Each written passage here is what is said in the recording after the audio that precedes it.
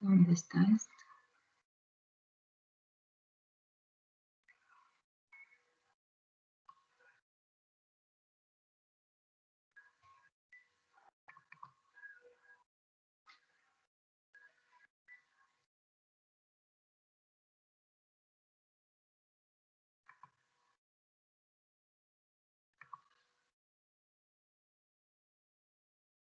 Muy bien. Tienen la clase, ya la ven, ¿no es cierto? ¿Aló? Sí, Sí, doctora. doctora. Muy bien. Sí, La doctora, sí pregunta se ve. es, ¿durante la semana han tenido la chance de verla colgada en vuestra plataforma? ¿Aló? Porque la coloqué en la plataforma de la universidad. ¿No la vio? ¿No la vieron, jóvenes? ¿Aló? Sí estaba, doctora, sí se vio. Ok, tienen el enlace entonces, porque yo siempre me preocupo, digo, de repente eso no está bien, algo está fallando. Bueno, lo importante es que conserven todas estas prácticas porque es como conservar la guía de prácticas. Ustedes saben que cuando teníamos las clases presenciales, cada joven tenía su guía y al sentarse al microscopio, pues dibujaba, hacía sus esquemitas, sus figuritas, porque ahí no es un concurso de pintores ni de fotografía, sino de entender el tema, esquematizar, señalar, y esa guía quedaba para repasar, ¿no? Porque todos los días se aprende y cada día se acumula conocimientos. En base de esos constructos vienen los siguientes y vamos haciendo como peldañitos y acumulamos, ¿no? Unos nuevos encima de los otros y vamos correlacionando. Hasta que al final, cuando ya estamos terminando la carrera, pues tenemos interrelacionadas las materias básicas con las materias ya de clínica que se refieren a la terapéutica, que se refieren al diagnóstico, a los métodos de diagnóstico, a los biomarcadores, pero nunca vamos a aprender eso si no tenemos la base, y la base son los cursos de estos cursos básicas. Estoy refiriendo a la anatomía, la patología, la histología, la bioquímica.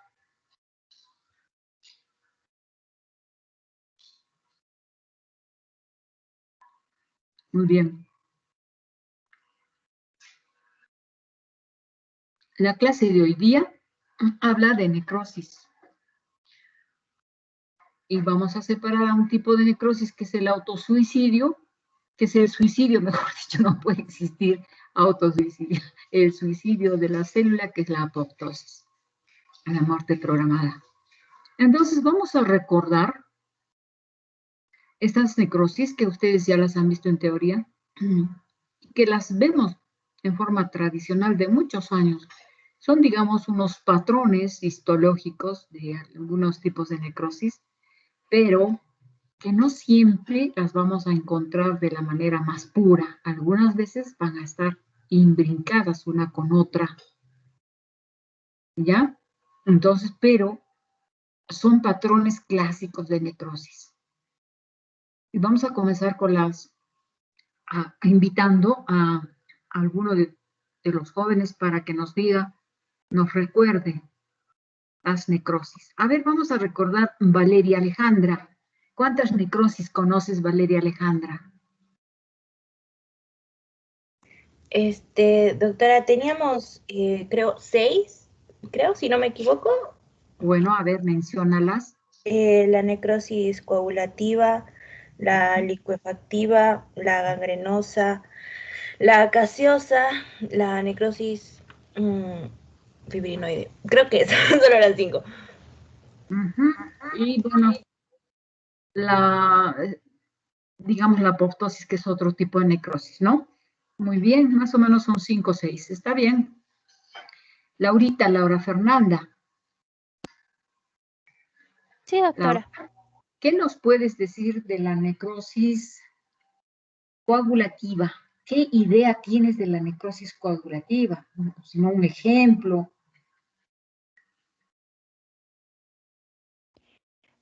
Bueno, este tipo de necrosis es muy recurrente o característico. La muerte por hipoxia, es decir, por falta de oxígeno, y es muy frecuente, es por la desnaturalización de proteínas. Muy bien. Exactamente, como lo dijiste, coagulativa, coagula, ¿no? El tejido queda coagulado por causa de una isquemia, de una insuficiencia circulatoria. Esa insuficiencia es aguda.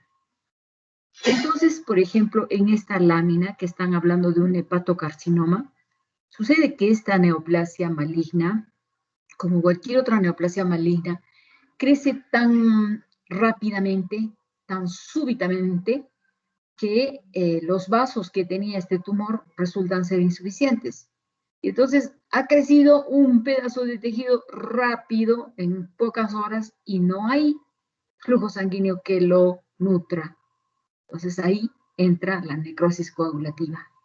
Pero el mejor ejemplo para ver necrosis coagulativa es aquella que se da por infarto, el infarto agudo, insuficiencia circulatoria aguda, como el caso del corazón, o el infarto miocardio agudo, o un infarto muscular, un infarto de un tejido por causa de un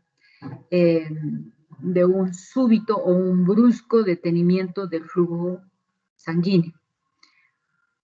Muy bien, entonces en este tipo de necrosis vamos a ver cómo el tejido queda coagulado, como lo vemos acá. Está arriba el tejido viable, es un cáncer, pero en la parte inferior el tejido ya está necrótico, pero coagulado. Y así se va a mantener unos días, unas horas o una semana. Fíjense ustedes, las células están conservando su forma todavía, sus núcleos están presentes ahí. No ha habido destrucción de ellos. No hay un componente inflamatorio aún, y estas células están como en sombra.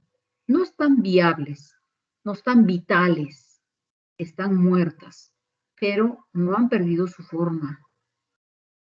Y entonces cuando lo tocamos, pues tiene una consistencia firme, no está blando. Y la otra cosa, tiene un color bastante, en el microscopio es eosinófilo, pero en la macroscopía es rojo intenso, rojo vinoso, es el infarto agudo. Cuando esto va superando un día, 2 días y va pasando el tiempo, ya se pone ligeramente más pálido, blanco. ¿Ya? Entonces, ese es el tipo de infarto coagulativo. ¿Alguna cosa que quisieran añadir? Vamos a preguntar. Yulisa Xiomara, ¿alguna cosa que quisieras añadir a lo que hemos dicho?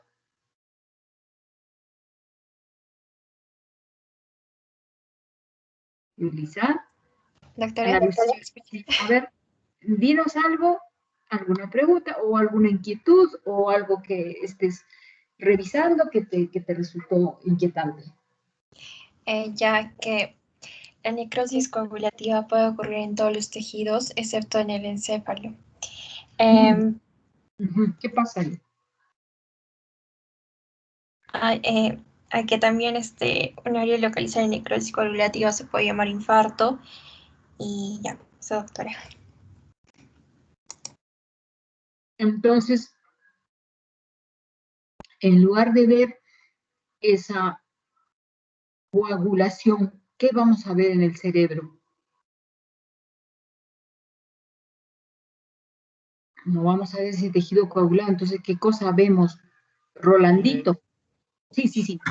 Doctora, vemos en el encéfalo vemos una necrosis por licuefacción, en este caso por los por reacción de los leucocitos. Muy bien, vamos a ver entonces licuefacción en lugar de coagulación. Sí. ¿Sí es? Rolando Josué, ¿quisieras añadir algo? Bueno, acerca de la coagulativa, solamente la forma de eliminación de los restos celulares muertos, como por así decirlo, que es mediante una fagocitosis. Y como ya se reiteró antes, que todos los órganos, bueno, un citado ejemplo puede ser el de riñón, pero de ahí todos, excepto el encéfalo, el cerebro como tal, que sufre un proceso de necrosis licuefactiva, nada más. Muy bien, muy bien. Nos has recordado justamente, ya lo decía Raulito, que en el cerebro no vamos a tener ese tipo de necrosis coagulativa, sino solo la licuefactiva, ¿no? Es por el tipo de tejido que tenemos allí. Entonces, estamos entendiendo bien lo que es una necrosis coagulativa. Entonces, ahora vemos vemos la microscopía y estamos viendo que simplemente es el mismo tejido, pero necrosado y de un color algo rosadito, ¿no? Está eosinofílico, ha perdido su basofilia nuclear. Los núcleos que deben estar azul intenso, pues no lo están, pero la forma del núcleo, la célula, en su forma, en su tamaño y su distribución, se están conservando y así podrían conservarse por días o meses, no, perdón, días o semanas. ¿Ya? A diferencia de esta necrosis licuefactiva. Licuado. El licuado es pastoso, es líquido, nunca es sólido. La necrosis anterior era sólida. Esta necrosis es de tipo líquida o pastosa. Y esto está relacionado a una inflamación aguda de origen bacteriano generalmente. Entonces, esta necrosis vamos a encontrarla asociada a bacterias y vamos a encontrar que es una necrosis líquida o pastosa. Y acá tenemos esta fotografía que nos muestra esta necrosis. Y aquí, ¿qué es lo que vemos? Que las células ya perdieron su forma. Acá no podemos decir, y acá está la formita de la célula y acá está su núcleo. No, núcleos sueltos, tejido, mejor dicho, membranas celulares, citoplasma chorreado por aquí, por allá, muchos gérmenes, polimorfonucleares abundantes, es lo que le llamamos pus.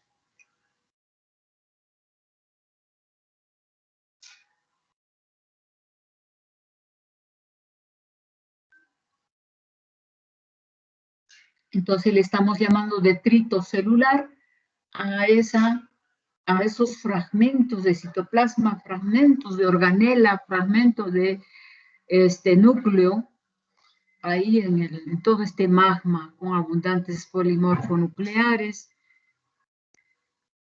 Todo esto está licuado y es la necrosis licuefactiva asociada a infecciones, generalmente bacterianas, ¿no? Bacteriana. Igual acá. Muy bien.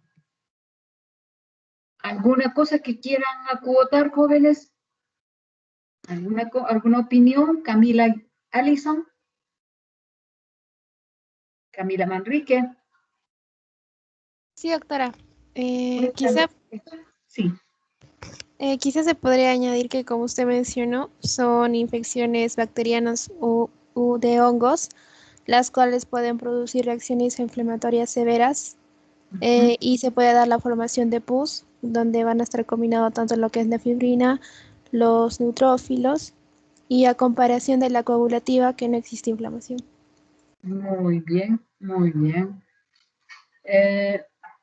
Ronaldo Misaid, ¿alguna opinión? ¿Alguna? Sí, dime. Dinos. Sí, doctora. Bueno, el material necrótico de la necrosis liquefactiva, también es llamada pus, y tiene una consistencia pastosa. También es usual que la muerte por hipoxia de las células del sistema nervioso central también se llama necrosis liquefactiva. Muy bien, muy bien.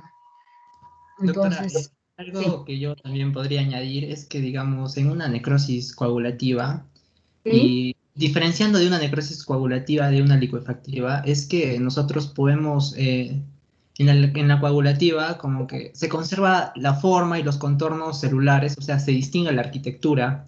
así es. Por ejemplo, en una necrosis coagulativa de riñón podemos reconocer los glomérulos y los túbulos, algo que en una necrosis licuefactiva no se reconoce estas estructuras. Y bueno, también lo podemos diferenciar así.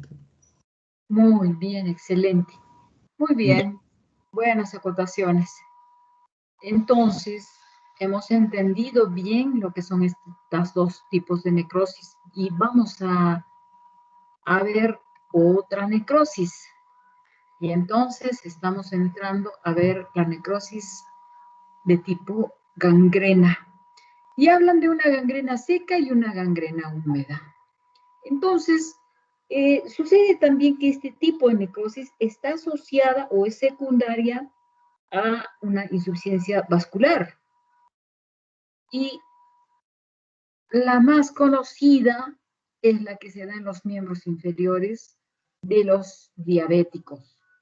Diabéticos que han desarrollado una hipercolesterolemia, una arteriosclerosis bastante importante y ha llevado a una isquemia del dedo gordo o del pie o de todo el miembro, toda la piernita o desde el muslo.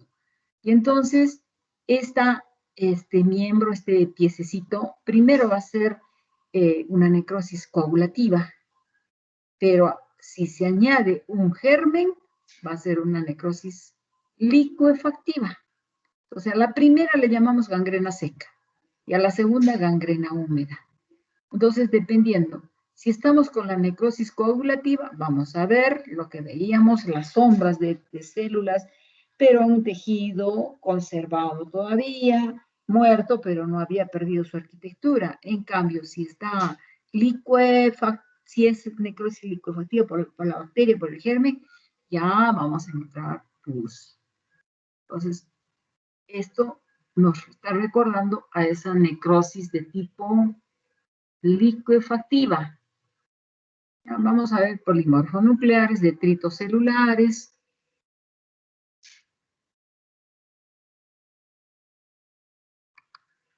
Es decir, ese acúmulo de pus pastosa con bacterias.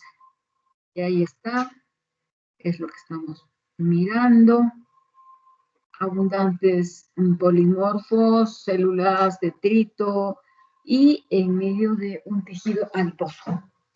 Esto entonces es la necrosis o la gangrena húmeda de la necrosis, de la necrosis gangrenosa.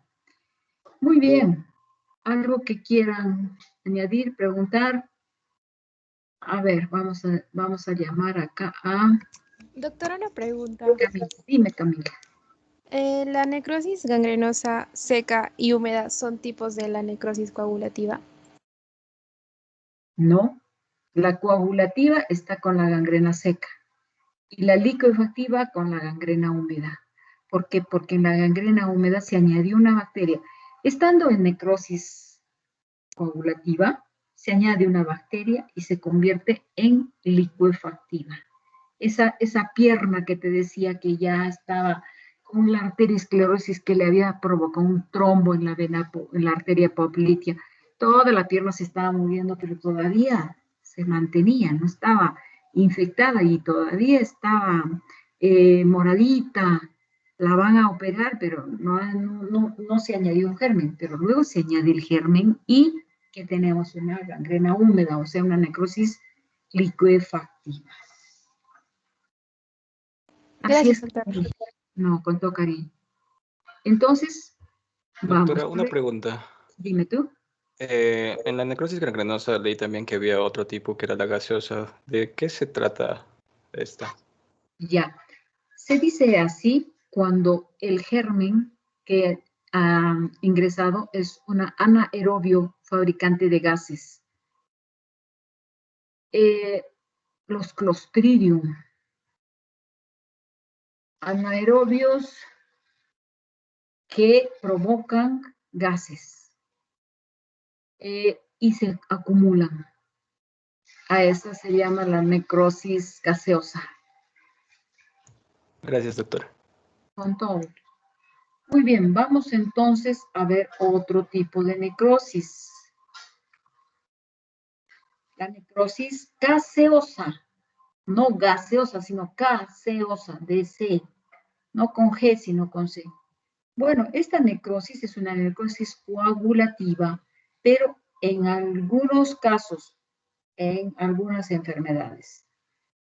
Se caracteriza por ¿qué? Porque se da en medio de una enfermedad granulomatosa. Para comenzar, esta enfermedad granulomatosa típicamente está asociada a algunas infecciones como la micobacteriosis, que no solo es la tuberculosis, ¿eh? Ahí tenemos Mycobacterium leprae, Mycobacterium bovis, Marinum avium. Esas micobacterias forman granulomas, que son un tipo de inflamación con células grandes, que son macrófagos, son histiocitos, y con células gigantes multinucleadas de muchos núcleos y que tienen unas formas especiales, y los núcleos en forma caprichosa se ponen en forma de herradura, y a esa la llamamos langas. Y hay otros tipos de células gigantes que no son unas langas, que son más bien de Tutton, así se llaman, y son de cuerpo extraño. Bueno, lo interesante de todo esto es que la necrosis gaseosa se llama así porque se parece al queso. Un tipo de queso, no cualquier queso, no va a ser el queso fresco, es un queso seco, deleznable, que se va como polvito. Bueno, y que se coloca esa necrosis en la parte central de este granuloma. Entonces ya decíamos, en el caso, por ejemplo, de una tuberculosis. Entonces este es un ganglio con mucho linfocito T, B, NK, y se forman estas cositas arremolinaditas, redonditas, ovaladitas, que se denominan granulomas. ¿Y qué son los granulomas? Es un conglomerado de histiocitos que fagocitan a la bacteria, en el caso de que sea una micobacteria tuberculosa, o fagocitan a un pedazo de astilla, un material quirúrgico, en el caso del granuloma cuerpo extraño. Se lo comen, se lo engullen, y como no lo pueden destruir, entonces son muchas células que se juntan, y algunas forman células multinucleadas, quiere decir, se juntan, se adosan y se suman y hacen una sola, grandecita, con muchos núcleos. Son varias células que se han juntado acá. Y de acuerdo a la disposición de los núcleos, algunas veces, como en este caso, que están en el centro del citoplasma, se llaman células a cuerpo extraño o Tutton, células de Tutton. Y las otras, cuando estos núcleos, en lugar de estar así en la parte central, se colocan un poco en la periferia, un poco en el margen de la célula, como formando un herraje, esas se llaman células gigantes de Langerhans. No de Langerhans, de Langerhans. Langerhans es un tipo de célula que la describió Langerhans, pero es la Langerhans. Entonces, esta formacióncita ovalada es el granuloma. ¿Y qué cosa forma el granuloma? Múltiples histiocitos. Son histiocitos. Muy bien, estos histiocitos se sumaron y formaron esta célula multinuclear gigante. Entonces, un granuloma, probablemente cuerpo extraño con su célula gigante multinucleada. Y acá dicen que esta es una célula Tutón también, parecida a la anterior. Entonces, acá está el granuloma, muchas células gigantes y una en especial que es multinucleada y que por la disposición de sus núcleos es a cuerpo extraño. Bueno, a ver, hasta acá. Opiniones, discrepancias. Doctora, yo tengo una pregunta. Leí que la necrosis gaseosa también era una combinación de necrosis coagulativa con necrosis licuativa. ¿Licuativa a qué se refiere o está mal el concepto? No, está bien. Está hablando de la licuativa de la necrosis liquefactiva. Está hablando de esa, pero te digo, para que haya necrosis gaseosa tiene que haber granuloma. Y este granuloma tiene que ser por micobacteria. Y generalmente la micobacteria va a ser la tuberculosa. Pero no todos los granulomas van a dar necrosis gaseosa. Por ejemplo, un granuloma a cuerpo extraño no termina en necrosis gaseosa. Una enfermedad granulomatosa, como los granulomas de la enfermedad de Crohn, tampoco dan necrosis gaseosa.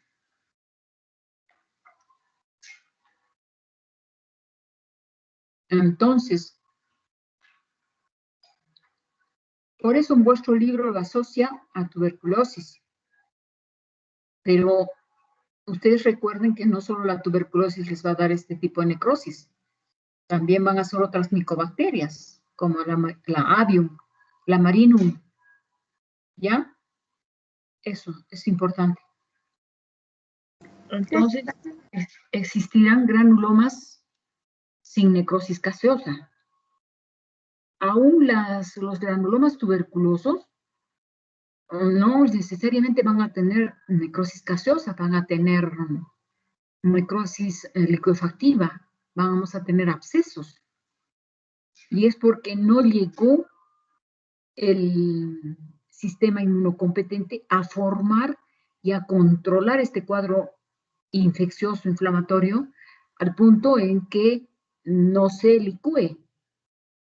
¿Se dan cuenta? No tiene que licuarse, porque la licuefacción ya es pus, no tiene que llegar a pus. Lo deja ahí, en necrosis gaseosa nada más. Si algo no está muy claro, háganmelo saber, por favor. Entonces, acá tenemos el granuloma a cuerpo extraño y acá las células, el granuloma acá alrededor y las células Langhans, que no están muy bonitas. Y mirando este granuloma que tiene los núcleos hasta en la parte central de su citoplasma, estamos seguros que es es una célula gigante de tipo Tutón o de cuerpo extraño, pero imaginémonos que podemos estos núcleos colocarlos en toda la periferia en forma de herradura. Entonces, esa célula que hemos modificado es una célula de tipo Langhans. Esto es obviamente en teoría, esto es un imaginario nomás, no lo podemos hacer, ¿no? Entonces, esta célula Langhans se llama así porque es gigante, porque tiene sus nuclitos en toda la margen, en toda la zona marginal del ganglio, en forma de herradura, a manera de herradura. Obviamente a su alrededor vamos a encontrar los histiocitos. Estas células son histiocitos, varios histiocitos, muchos histiocitos. Muy bien. ¿Alguna pregunta, alguna acotación hasta acá? A ver. Patricia Micaela. Opiniones, Sí, doctora. Patricia, cuéntanos. No te nos vas a dormir, cuenta. No, Opina. no, sino que entre lo que usted ha explicado y también lo que algunos de mis compañeros han acotado, al menos a mí me ha quedado claro y es casi lo que yo he leído también. Muy bien. ¿No quisieras añadir algo? Creo que Rodriguito. como Sí. dije, o sea, es que ya lo han dicho mis compañeros, o sea, sobre la necrosis, o sea, en realidad todo. Ya, muy bien, Patricia. Rodriguito, Rodrigo, Rodrigo Fernando, ¿no Sí, está? sí. Ahí estás. Rodriguito, ¿qué sabes del granuloma cuerpo extraño? Del granuloma. A cuerpo. A ver, me parece que es como. O sea, como que primero el cuerpo extraño, pues que se refiere a un material, a cualquier material extraño, pues al cuerpo, ¿no? Como un material exógeno. Muy, Em, y, o sea, pues, y estos histiocitos, pues pueden empezar a rodear, pues, este material, ¿no? ujú, Y cosita. bueno, claro, y así se forman células gigantes multinucleadas, pues, estas Muy células. bien. Como esta, ¿no? Como esta de acá arriba. Ujú. Ajá, muy bien. Y todas las células, los fagocitos están acá alrededor y su celulita gigante acá. Y esta va a necrosarse, va a ser necrosis gaseosa o no. Mm,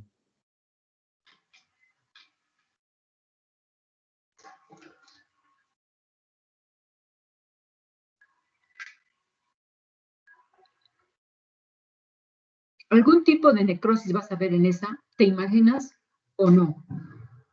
O no se necrosa.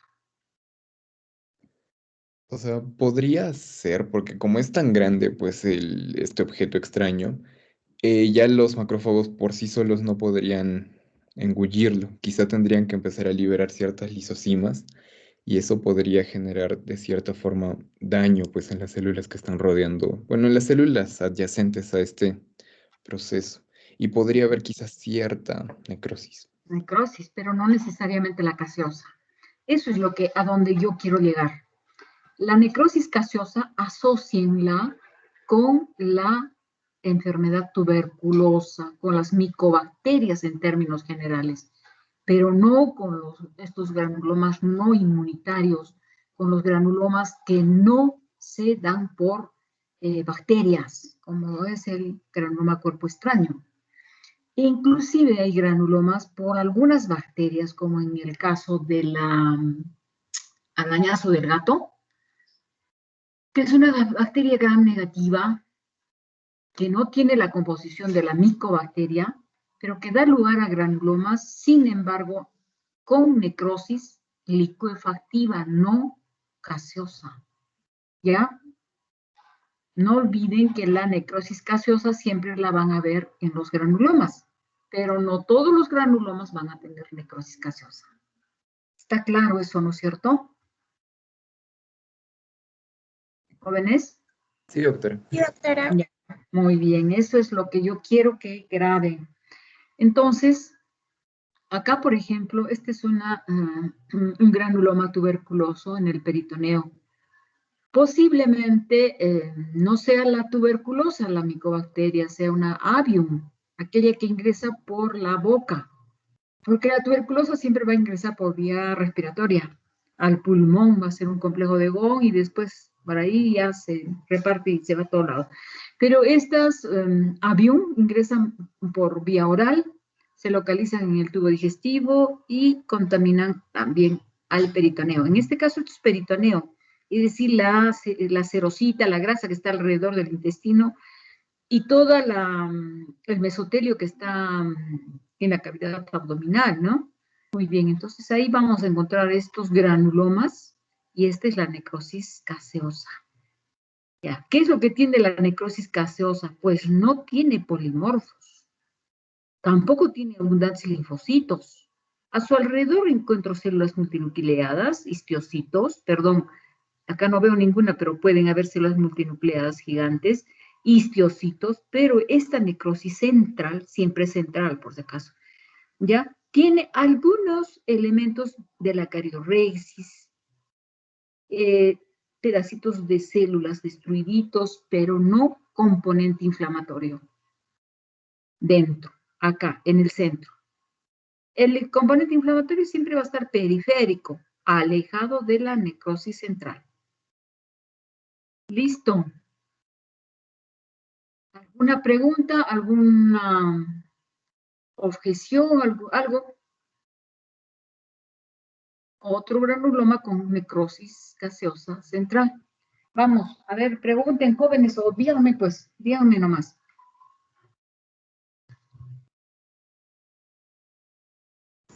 Doctora, yo noté más o menos que es más eosinófilo en la gaseosa, porque en las imágenes que nos mostró más arriba no era tan eosinófilo el centro.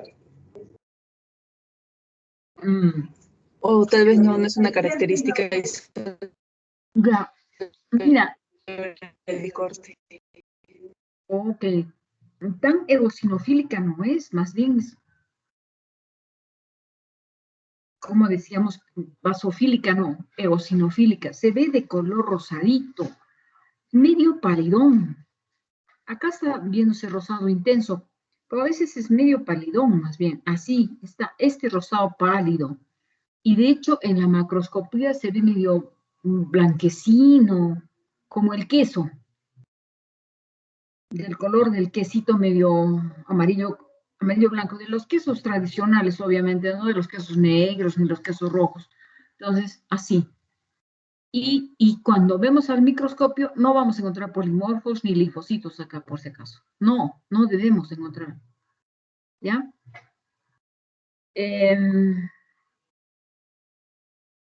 Hemos visto otros tipos de granulomas y lo que vamos a también ver es estudiar son los mecanismos de cómo se forman los granulomas. ¿Qué hace este germen o este cuerpo extraño que no puede ser degradado por las enzimas de los histiocitos y que no pueden ser presentados porque son APCs? Y entonces finalmente, ¿qué cosa provocan? Y que si se suman varias células y forman la célula multinuclear gigante, y la necrosis, y todo eso, vamos a repasar todo eso en conjunto después de la clase. Muy bien. Ahora viene otro tipo de necrosis. Necrosis enzimática, necrosis grasa. Grasa por enzimas, no por trauma. Y vamos a hacer que nos hable Lucero Jennifer. Sí, doctora. Pues sí, díganos. en esta necrosis grasa van a haber las enzimas pancreáticas, ¿no? Que van a salir de las células acinares y se licúan con las membranas de las células grasas en el peritoneo, por ejemplo. Muy bien. Entonces, este tipo de necrosis enzimática la vamos a relacionar a las enzimas que salen con las pancreatitis agudas. Y las víctimas de estas enzimas furiosas van a ser todo el tejido adiposo que está rodeando a esta glándula que es el páncreas, es todo ese tejido adiposo que está ahí, y en lugar de provocarle, en lugar de dejarla destruida la célula, más bien va a haber una especie de acúmulo de calcio y va a provocar esta saponificación. Porque el triglicérido de la vacuola del citoplasma se hidroliza hacia ácido graso y glicerol. Y los ácidos grasos se unen con el calcio y forman los jabones. Esa es la saponificación. Entonces, el médico, el cirujano que está viendo el de páncreas, que ha hecho una pancreatitis aguda, encuentra alrededor de este órgano unos jabones, unas grasas duras, eso es la saponificación. Y cuando nos lo envían y lo vemos al microscopio, típicamente vamos a ver esto. Ya no es la imagen negativa de la grasa, sino más bien de color algo celestito, la célula de color celestita con gránulo. Es una célula granular. ¿Por qué? Porque está representando al jabón, a la saponificación. Acá se ve mejor. Entonces, estas son las células que están tremendamente hinchadas y conteniendo jabones. Algo que Son quieran jabones de añadir. calcio, ¿no, doctora? Sí, exactamente. Calcio. Calcio es el que se une a este tejido adiposo que está afectado por estas enzimas. Y estas enzimas, como repito, lo que han hecho, porque es la lipasa pancreática, la que se encarga de hidrolizar el ácido graso y el glicerol. Y este ácido graso va a unirse con el calcio de la sangre y van a provocar los jabones. Saponificación le llaman a ese acto.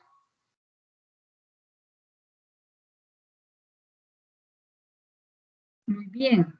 ¿Algo que quieran añadir, comentar de vuestras lecturas hasta acá?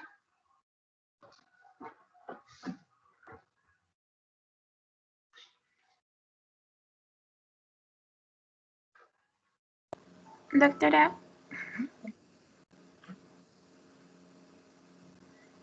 Dime. allá también se podría mencionar que la necrosis grasa generalmente está asociada a traumas del páncreas o también la pancreatitis aguda, pero también puede ocurrir en las mamas, en las glándulas salivales y en neonatos también después de un parto traumático. Mira qué interesante todo lo que has dicho. Así es, exactamente. Entonces, vamos a tomarnos unos minutitos para revisar quién me quiere explicar cuál es el mecanismo en todo esto, por qué se da esta necrosis, cuáles son las enzimas. A ver, todos están con sus libros. Vamos a tomar 5 minutitos y vamos a repasar esto para preguntar. A ver, jóvenes, nos ponemos a revisar nuestros libros.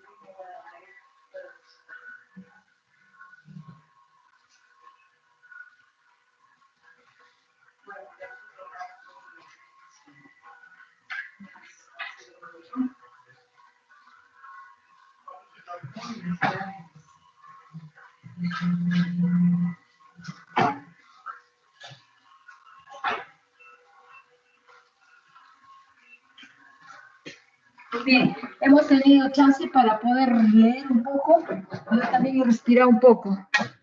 ¿Aló? Sí, ¿Aló, doctora. jóvenes? Muy bien, yo Sí, también doctora. he estirado las piernas y ya me relajé. Vamos a ver, vamos a continuar. Entonces, vamos a preguntar. Voy a preguntar a ver que nos lo diga acá. Valerita, Valeria Alejandra, ¿estás?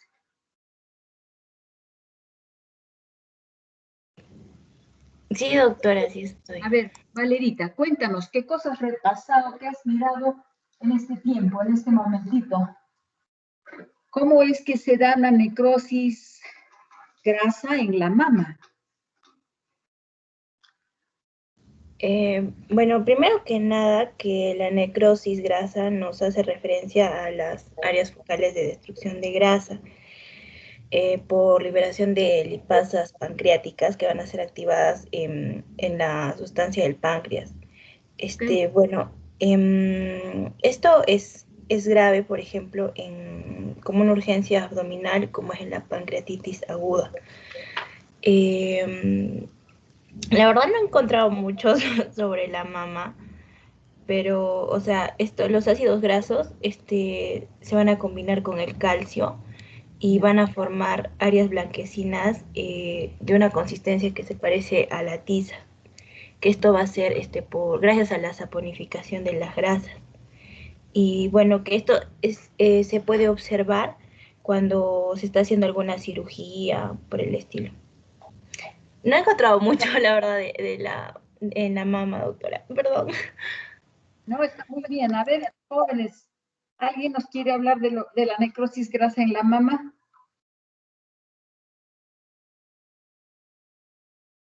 Igual. Doctora, Sí.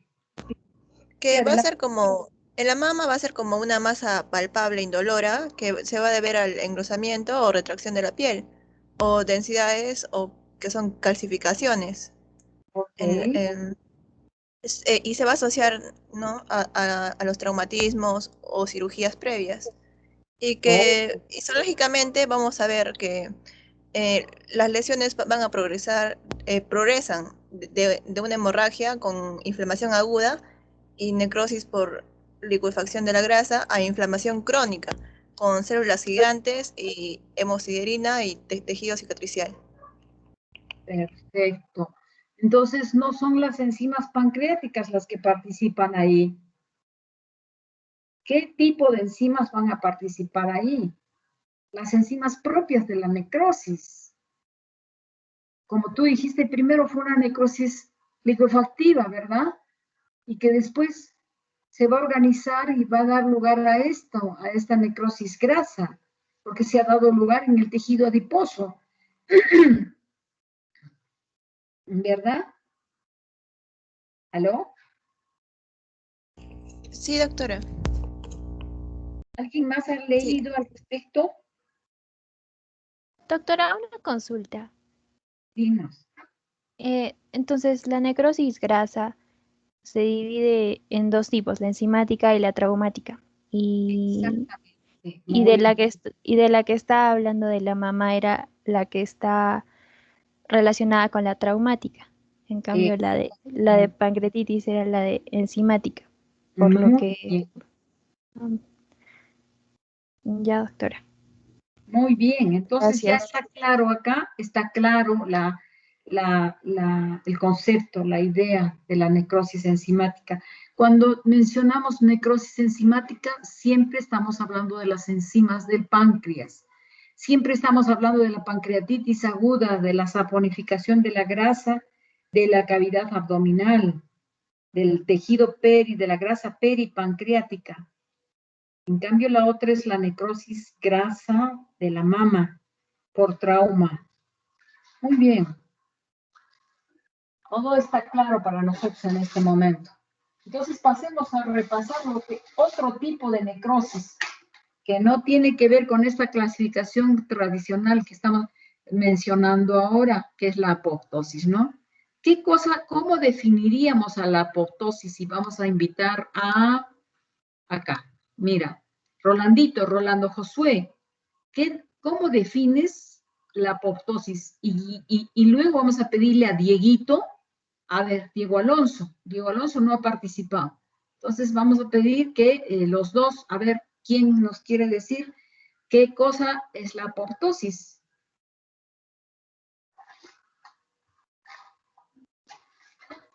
Doctora. La apoptosis es la muerte celular, pero esta va a ser programada y en esta, a diferencia de la necrosis, no va a presentar inflamación. Esta muerte celular programada va a ser a favor de la homeostasis y va a ser fisiológica. Siempre, no hay apoptosis patológica.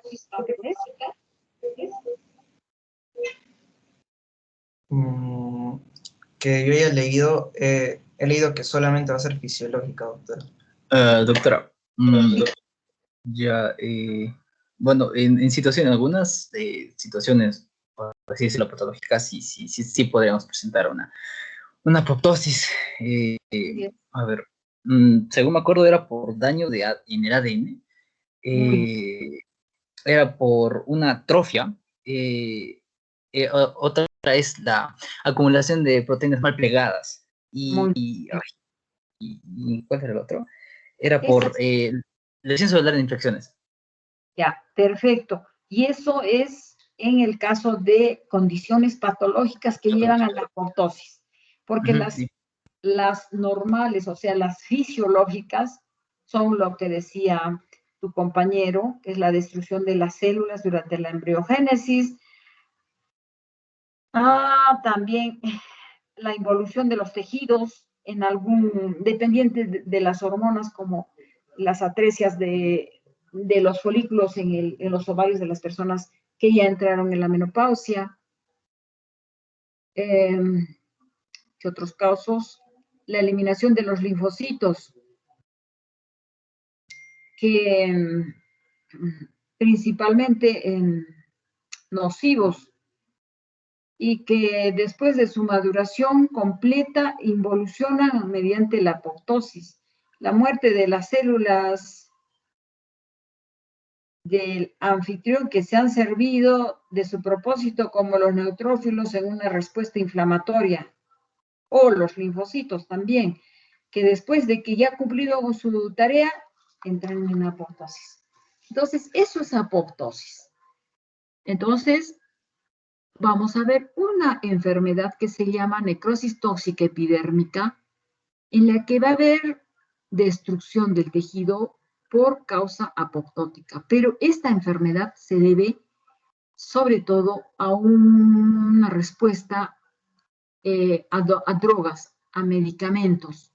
Entonces vamos a observar cómo el epitelio de esta piel empieza por apoptosis a formar ampollas y empieza la piel a descamarse, salirse por grandes colgajos. Acá tenemos. Esta es la epidermis y esta es la dermis. Pero estamos viendo acá en la epidermis esta muerte programada. Estos son los queratinocitos apoptóticos. Necrosis de estos, ¿a qué nivel? Suprabasal. Es la capa basal y suprabasal ha formado este foco de apoptosis que va a condicionar una formación, una ampolla grande, y posteriormente va a permitir que se desprenda ese segmento de piel. Acá vemos esto. Apoptosis, y está formando ya la ampolla. Y esta parte de la epidermis se va a desprender. Acá, igualmente, grande, una ampolla llena de células apoptóticas, de queratinocitos apoptóticos, y este pedazo de piel ya empieza a separarse, a desprenderse. Tal vez la ampolla está acá está la ampolla, sí. Entonces, la ampolla es predominantemente infrabasal, debajo de la capa basal. Y acá entonces se ha formado la ampolla y estos son los cuerpos apoptóticos. Bueno, acá lo importante es lo siguiente, entender cómo estas células por apoptosis están provocando estos grandes colgados de piel. Esto se ve en esta enfermedad que, como reacción adversa a las drogas, presenta este fenómeno. Y acá están los queratinocitos que se observan como cuerpos eosinofílicos, rosaditos. Ejemplo 1, acá otro, que ya no se les ve el núcleo, no se distingue, no se distingue ya un núcleo, pero se la ve a la célula alargadita y eosinofílica. O sea, la vemos media marrón acá más bien, pero vamos, el color realmente es eosinofílico, como vimos en la figura anterior. ¿Ya? Estos cuerpos son apoptóticos. En el hígado, los cuerpos eosinofílicos apoptóticos se denominan Cousilman y se ve en determinadas hepatopatías. Acá igual, cuerpos apoptóticos como este. Este, no sé si es un cuerpo apoptótico, es un melanocito. Pero con seguridad, por ejemplo, este es un cuerpo apoptótico. Acá también este o este, ¿no? Son cuerpos apoptóticos, células apoptóticas. Esta, larguita, eso es apoptosis. En este caso son apoptosis en procesos patológicos. Esta enfermedad es patológica. Esta es la que le denominamos la necrólisis tóxica epidérmica. Entonces es una enfermedad de respuesta a medicamentos y que se caracteriza por estas apoptosis.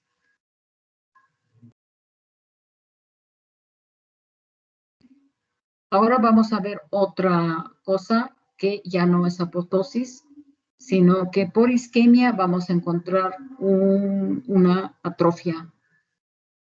En este caso, una isquemia probablemente de tipo gangrenosa. ¿Ya? Dime un minuto, por favor. Un minuto.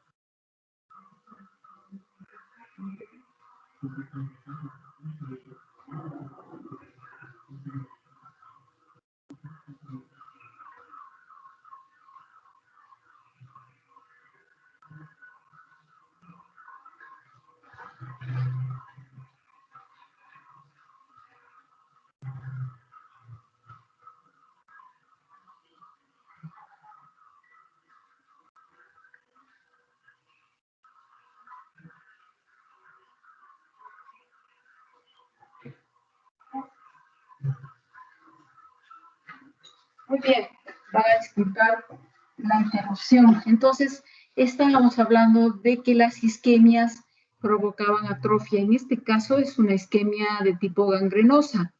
Ha habido el miembro inferior una arteriosclerosis que ha llevado a esta necrosis gangrenosa y que de primera instancia da lugar a una necrosis coagulativa y en la que observamos que el músculo empieza a atrofiarse, ¿no? Entonces acá estamos viendo cómo, por supuesto, esta isquemia no es súbita, esta isquemia no es completa, no es una una disminución del flujo sanguíneo, es una disminución del flujo sanguíneo, más no es un detenimiento del flujo sanguíneo como lo es en el caso de los infartos. No se ha dado lugar acá a un infarto, simplemente es una necrosis que se da en forma progresiva. Entonces, hay una disminución del flujo sanguíneo, el tejido va muriendo, pero lentamente, y eso da lugar a la necrosis coagulativa, que está condicionando una atrofia y que posteriormente ya se va a hacer irreversible esta necrosis, ¿no? Pero vamos, primero estamos viendo esta atrofia y claramente el músculo está dando paso a mayor cantidad de estroma. El músculo está disminuyendo en su envergadura, es menos voluminoso, es muy delgado. En segundo momento ya empiezan a disminuir sus núcleos, a perder a los núcleos, pierde sus estriaciones. Y en el estroma no vemos un componente inflamatorio, no lo vemos todavía. Esta es una atrofia. Posteriormente ya se da lugar a la necrosis franca, la necrosis con todos sus signos y sus elementos, ¿no?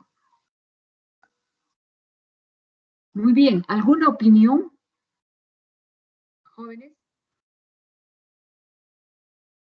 ¿Me están escuchando? A ver, vamos a preguntar. Doctora, una pregunta. Sí, sí, dime. Supuestamente dicen que atrofia del músculo estriado se causa por una arteriosclerosis de las arterias que lo irrigan. ¿Existe alguna otra enfermedad que también haga esto o alguna otra patología que lo cause? Las atrofias, por ejemplo, pueden ser por desuso, ¿no? Por falta de uso. La otra cosa, la atrofia que se da en la tercera edad, que no solo es por desuso, en la tercera edad se da una suerte de disminución en la síntesis proteica por síndromes de mala absorción, por una falta de una nutrición bien balanceada. Entonces, no hay la captación necesaria y suficiente de proteínas que permitan sintetizar nuestros propios músculos y se da lugar a la atrofia por esas causas. Entonces, los mayores tienen a la par lisis del músculo junto con la falta de síntesis de proteínas musculares. Entonces, los mayores tienen más grasa que músculo. Entonces, vemos unas piernitas bien delgaditas, unos brazos bien delgaditos, con una redundancia de la grasa, y el músculo ¿a dónde se fue? Ya no es ese músculo potente, ese bíceps que tenía cuando tenía 40 años, ya es una hilacha nomás, pura grasita más bien. Ya esos viejitos ya no quieren mostrar los brazos, ya no quieren ponerse los polos, ya pura camisita larga, ¿sí o no? ¿Han visto a sus abuelos? Jóvenes. Ya les Sí, digo, doctora. estas clases en la universidad son una plataforma para intercambiar ideas. No es que la profesora habla, y los chicos se duermen. No. Entonces, a ver, vamos. Alejandro Alarcón, tú no has participado. Sí, doctora, aquí estoy. Muy bien, Alejandrito. ¿Qué nos dices? A ver, ¿qué tipo de atrofia? ¿Cómo la ves? ¿Tienes abuelos? Sí, doctora. Ya, pues cuéntanos cómo es la atrofia, cómo lo ves al abuelo, sin querer ofenderlo, ¿no? Eso es ya... No, sí, está bien. De hecho, doctora, quería comentarle justo lo que estábamos hablando hace un ratito sobre la isquemia gangrenosa. Quería preguntarle una cosa porque había leído sobre lo que era la isquemia de reperfusión, si no me equivoco, en la cual existe un efecto paradójico. En este caso de isquemia gangrenosa, ¿sucede eso o ese efecto es exclusivo del otro tipo de isquemia? De verdad, no te he captado bien, Alejandro. No te he logrado entender. por favor, enfócalo y más que preguntar, expon lo que estás diciendo. Me encanta la Ok. idea. Sí, exponla. Sí, claro que sí, doctora. En teoría vimos sobre un tipo de lesión por isquemia reperfusión que tiene un efecto paradójico. En el caso de que sucedan estas isquemias, ¿no? Si no me equivoco, hay una restauración del flujo sanguíneo. Entonces, la célula lo que hace, si bien se hace isquémica, pero se encamina de forma más rápida a la necrosis. Ya está. Como por ejemplo, en otras palabras, lo que hace es aliviar la hipoxia, por ejemplo, pero acelera una mayor cantidad de ROS, por ejemplo, ¿no?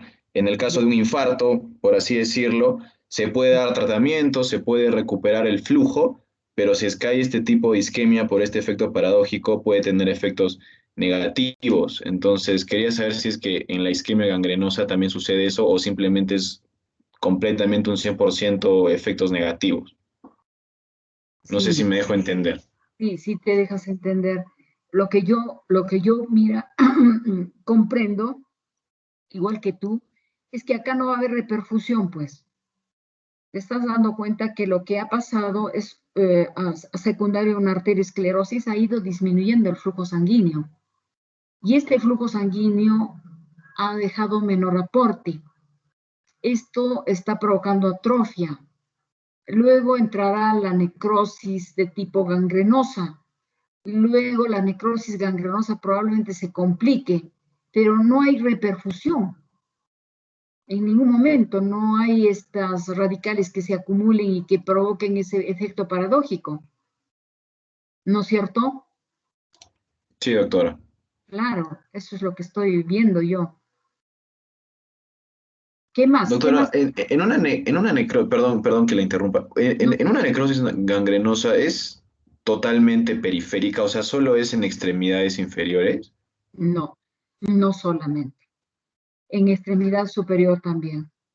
Pero fíjate, la necrosis gangrenosa se relaciona generalmente a extremidades.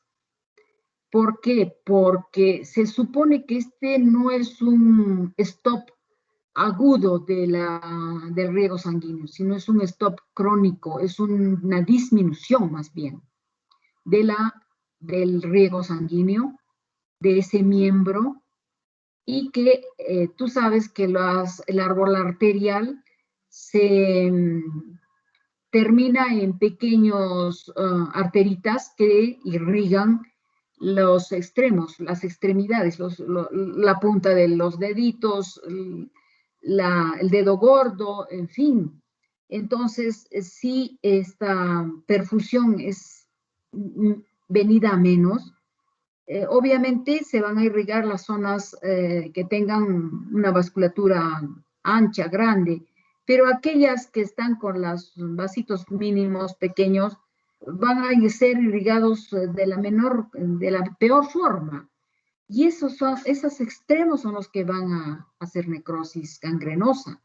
La necrosis gangrenosa de los diabéticos comienza con el dedito gordo, la última falange de los deditos de los pies, generalmente con los pies, pero también puede ser en las extremidades superiores o en otra parte, pero ese es el mecanismo. Y luego, que ya se afectó un dedo, quitan ese dedo porque ya está necrosado, pero se va a afectar el pie ya también, por el mismo mecanismo. Y entonces, al final se afecta todo desde la articulación de la rodilla y te van a tener que amputar por encima de la rodilla, supracondilia. O finalmente amputan a nivel del tercio medio del muslo. ¿Por qué? Porque esas arterioscleróticas de los miembros inferiores están con una insuficiencia circulatoria tremenda, los tejidos están sufriendo mucho, se está muriendo un poquito de dedo, más allá el otro pie, en fin, lo que fuera ya está muriéndose a pocos, entonces ya sacan pues ese segmento, ¿no? los cirujanos, los traumatólogos. Ese es el mecanismo, más o menos. ¿Alguna otra inquietud? A ver, jóvenes. Pregunten, expongan. Para eso está esta clase. Acá no, la profesora no es la sabia, la profesora escucha y enseña un poco de su experiencia, pero ustedes están leyendo también.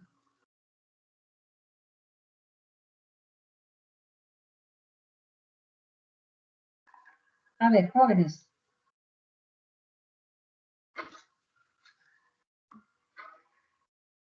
Vamos a preguntar.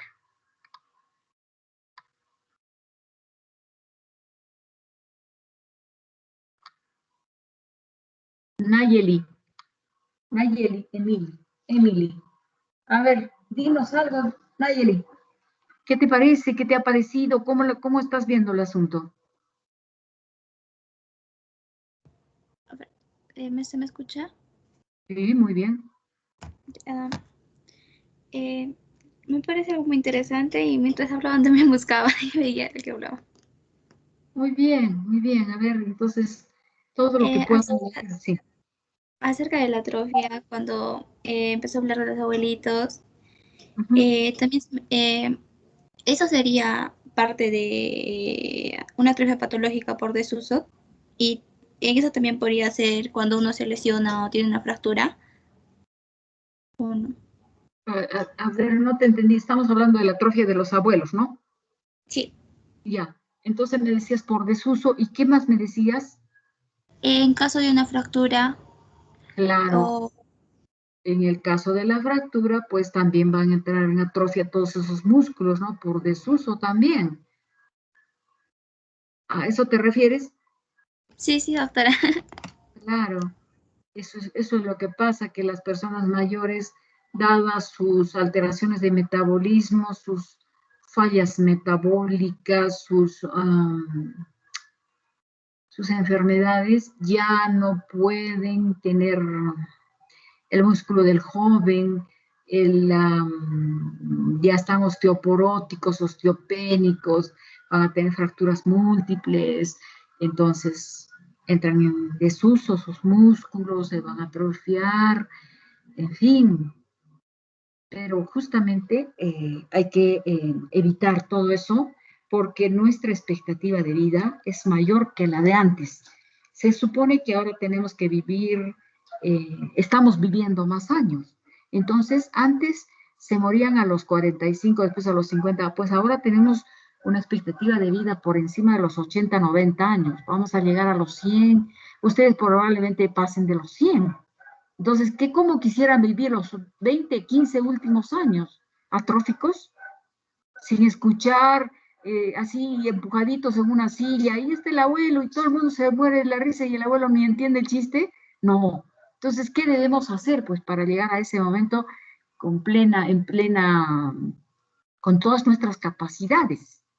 Entonces, tenemos que prepararnos, ejercitar los músculos, ejercitar a las neuronas, comer de una manera tal que conservemos nuestro metabolismo.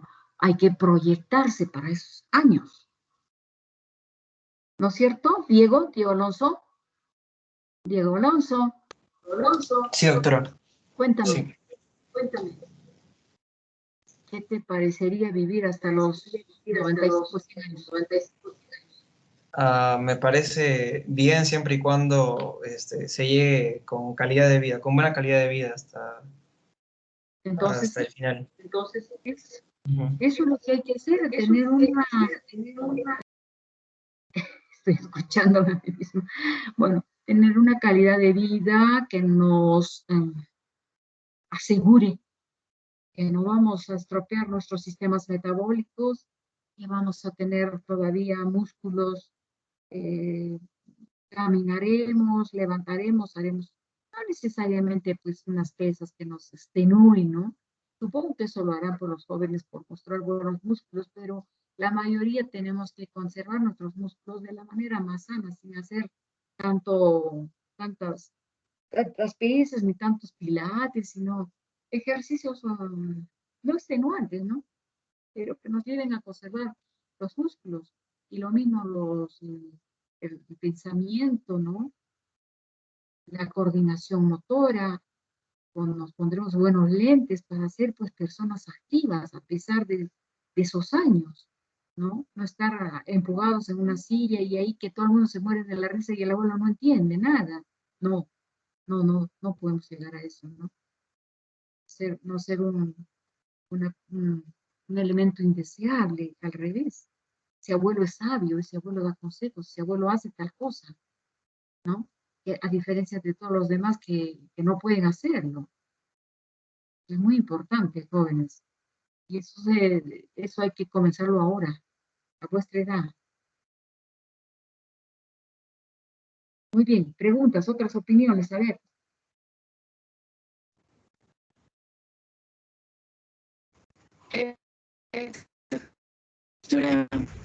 Estaba leyendo y encontré término que es rhabdomiólisis.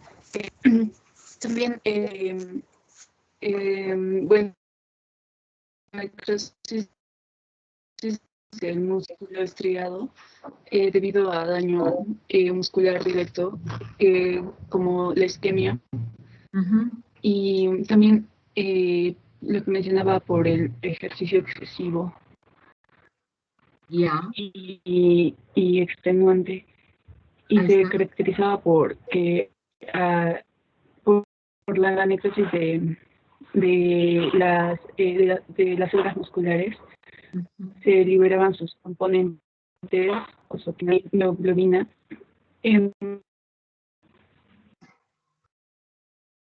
Ya ustedes están viendo lo que está diciendo a mi Valeria. Ejercicio extenuante que en lugar de contribuir a la tonicidad, a la formación de un buen músculo, lo va a destruir. Entonces, eso también. Hay que aprender a aprender eso también. No es cuestión de exagerar con los ejercicios y de la noche a la mañana, que quiero ser un figurín y ayer no hice nada de ejercicios. Y hoy día voy a hacer 2 horas y 3 horas de pilates y me voy a sacar el ancho. No, tampoco.